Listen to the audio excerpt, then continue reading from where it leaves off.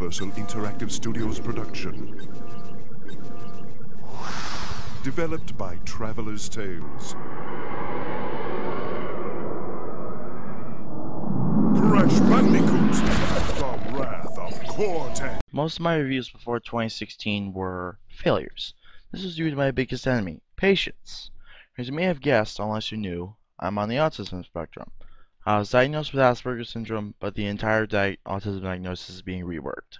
I never really had patience, and YouTube has tested me on multiple occasions, and I have had to overcome my greatest enemy, patience. I usually try to rush through my first reviews, some being more apparent than others. This is similar to what happened to the Steamland. He tried to review the Crash Bandicoot series, but he wasn't trusting his points enough until he revised the review, and after serious backlash due to YouTube's cancerous comment section, he quit. This really disappointed me. I wanted him to continue, but he just couldn't handle how evil the internet was. Saying death threats to him was not cool. I'm scared I'll get the same with this review, but I'll still do it. This game review made him quit this game. Crash Bandicoot, The Wrath of Cortex, that game made him quit. This game's cancerous defenders were extremely immature and repulsive to me.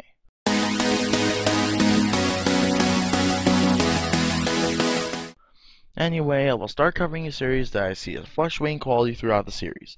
From the wonderful Crash Bandicoot 2 Cortex Strikes Back to games like Crash Tag Team Racing. As much as people like to bash Wrath of Cortex, for good reason, it still has a few small but good qualities that put it just above mediocre, but not by much. Most of the defense this game has is biased.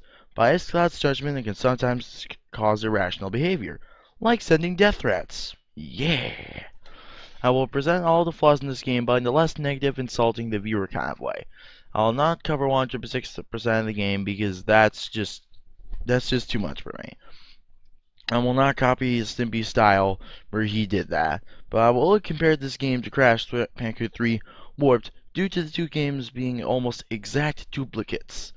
This game is a cash grab, but a well-crafted cash grab. To simply call it a cash grab is to call Bubsy 3D a broken game. It is, but there's more flaws to it more than it just being poorly designed. It had more flaws, but rather Cortex was better than most cash grabs. At least it was presentable.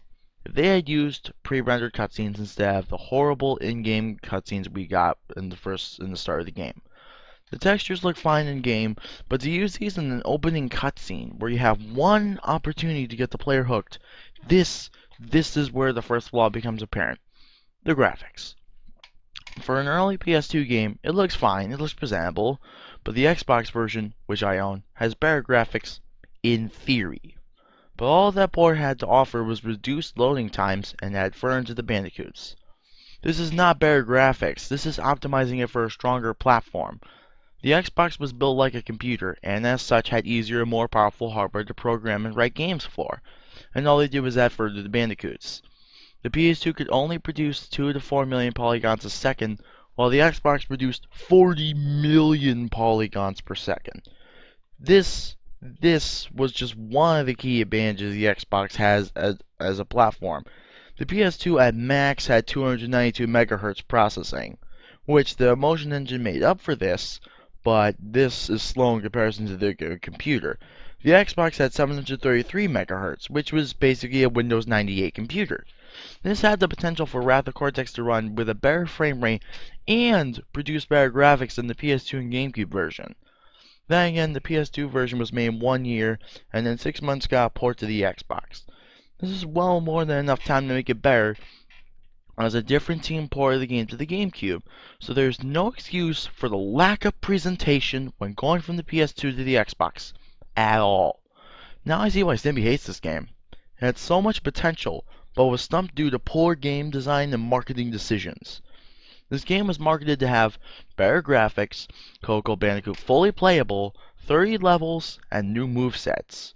What we got was, of 30 levels, 26 had at least half of it in a vehicle, 3/4 of Coco's 4 levels having vehicles, a tiptoe move that allows the player to walk on nitros, and the rest of the movesets are the same, and we got ugly graphics even on the most powerful platforms. This game is a linear 3D platformer that has no camera control and nothing new from the previous entry other than a gimmicky power-up and the lack of pure platforming levels. This game has 16 vehicles, most of which either control like crab or have no tutorial on how to use them. For instance, that sinking feeling, you try to shoot and you just tap the button and it does nothing. You have to have a lock on that has no visual indicator, and it forces you either to look it up online, or if you're lucky, read the manual, which in another case has no answer for one particular vehicle. You either hold X or A to shoot, and release after locking on. A little visual indicator or hint would have helped already. Crash has only one vehicle without any level without any vehicles at all, and it's the first level. Crash controls decent. Not as reliable as SpongeBob SquarePants Battle for Bikini Bottom or even Crash Tag Team Racing. While CTTR has an unreliable double jump, rather Cortex has controls that either feel slippery while platforming or stiff when in vehicles. This leads to my biggest complaint: the lack of platforming-only vehicles.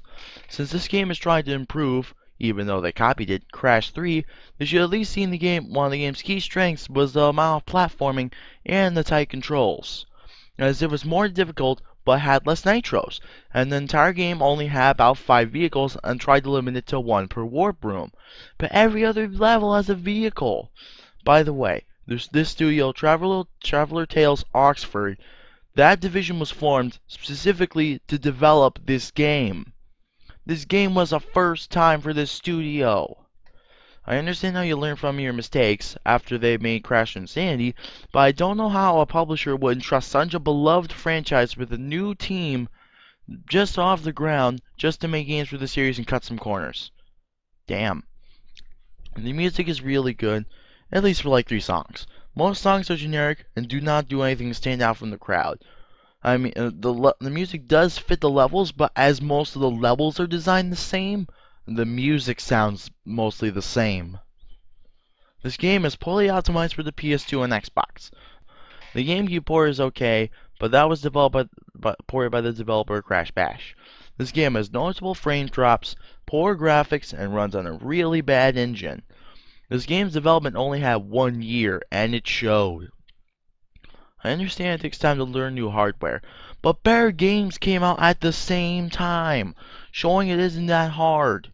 The PS2 had the Emotion engine, which gave some developers a really hard time, but the Xbox was basically a computer. Come on, that thing's so much easier to program games for.